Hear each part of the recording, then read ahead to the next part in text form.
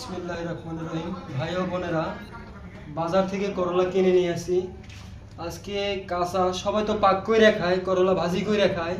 আমি আজকে দেখবো করলা কাঁচা খাইলে কেমন লাগে এবং এর স্বাদ কেমন।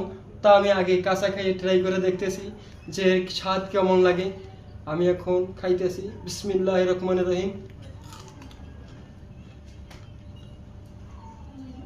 হ্যাঁ, মজা আছে লাগে? সেই স্বাদ। এত স্বাদ কোথা থেকে আসে? হ্যাঁ, গাছের ভিতর থেকে এসেছে। সেই স্বাদ। Heavy tasting. ভাজির চাইতে কাঁচা খাইতে হেভি টেস্টিং। যদি কেউ না খাই থাকেন তাহলে আমার মতন খাইতেছি।